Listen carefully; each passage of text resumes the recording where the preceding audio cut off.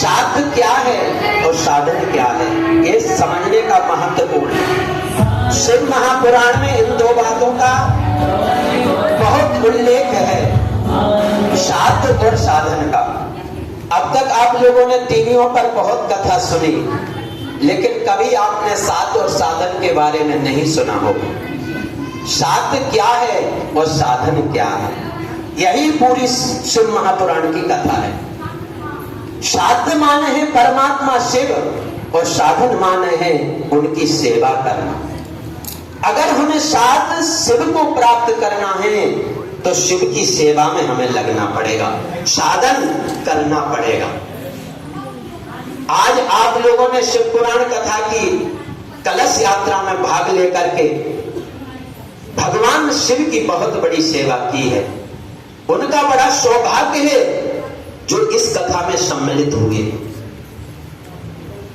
इस कलश यात्रा में आप लोग सम्मिलित हुए हैं। और आप लोग एक बात और ध्यान देना, जो भी इस कथा में जितना भी सहयोग देगा, भगवान शिव की कृपा उसके यहां पर हमेशा बरसेगी। क्योंकि एकता नहीं है, सब लोग मिल करके इस अनुष्ठान को कर रहे हैं। और आप लोगों को सुनकर के बड़ा आश्चर्य होगा, शिव पुराण की कथा के साथ साथ यहाँ पर पार्थिव शिवलिंगों की भी पूजा हो। शिवलिंगों की पूजा, पार्थिव शिवलिंग की पूजा का विधान क्या है? जब सतयुग था तो सतयुग में रत्न के शिवलिंग की पूजा होती थी। रत्न का शिवलिंग बनाया जाता था, फिर पूजा होती थी। और जब द्वापर आया तो द्वापर में भगवान शिव का सोने का शिवलिंग होता था। और जब त्रेता आया तो त्रेता में भगवान शिव का पारे का शिवलिंग होता था, जो आज हम कलयुग में भी पारे का रखते हैं। ये जो पारे का शिवलिंग की पूजा है, ये द्वापर की पूजा है। और कलयुग में अगर आपको भगवान शिव की सेवा करना है, भगवान शिव का पूजन करना है, तो आप पार्थिव शिवलिंग की पूजा कीजिए। जितना जल्दी फल आपको पार्थिव शिवलिंग पूजा से प्राप्त होगा, उतना फल आपको किसी भी चीज से प्राप्त होने वाला नहीं। अब तक आप लोग जितने भी बैठे हैं, एक बार हाथ खड़ा करके बताना, कभी आप लोगों ने पार्थिव शिवलिंग को बनाया है? नहीं बनाया। और आप लोगों को सुनकर के आश्चर्य होगा कि 9 दिन तक यहाँ पर हम लोग बैठ करके भगवान शिव की कथा को भी सुनेंगे और भगवान शिव के पार्थिव शिवलिंगों का पूजन भी करें। जिसकी जो मनोकामना हो, जिसकी जो अभिलाषा हो, आप लेकर के आना और 9 दिन तक पार्थिव शिवलिंग की पूजा करना।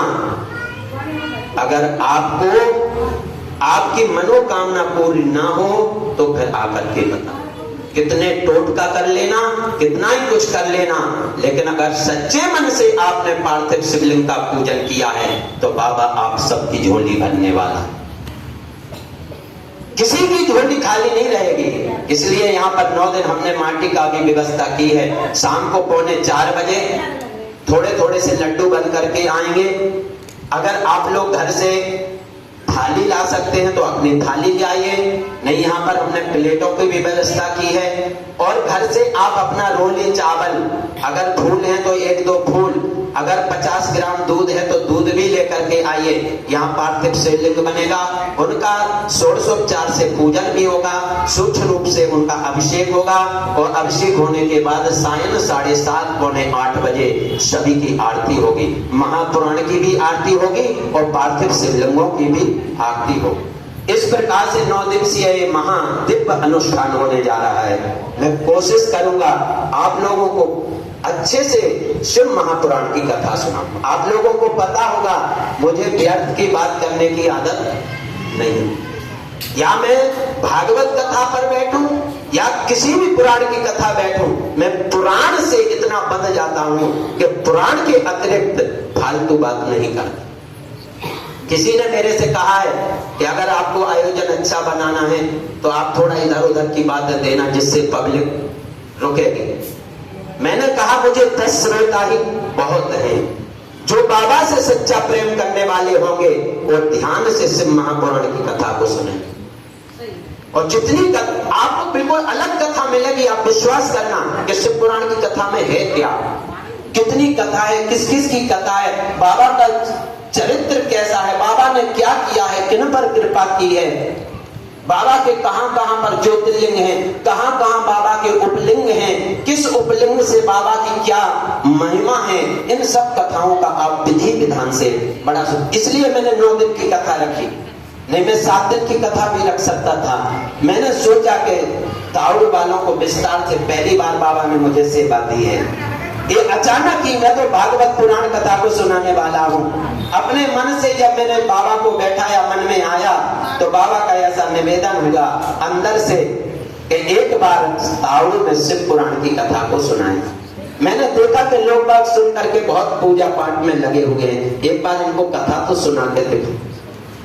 और उसके साथ साथ मैंने पार्थिव शिवलिंगों को भी रखा है कि अगर कोई 10 पैसे भी खर्च करता है, मैं किसी के यहाँ हवन कराने भी जाता हूँ, सोचता हूँ कि उसने 1100 रुपए खर्च किए, तो उसको शुद्ध आहुति से हवन किया जाए, शुद्ध मंत्र बोल करके उसकी आहुति डाले, जिससे उसका कल्याण हो। ये मेरा जीवन का ध्येय है, मेरा उद्देश्य रहता है इस बात का।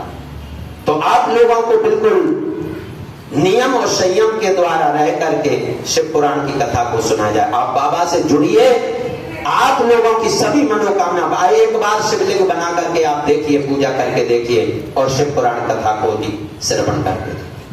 तो आप लोग अपने आसपास में जितने लोग हैं सबको लेकर के आइए, बाबा की कथा में आइए, प्रेम से बैठिए।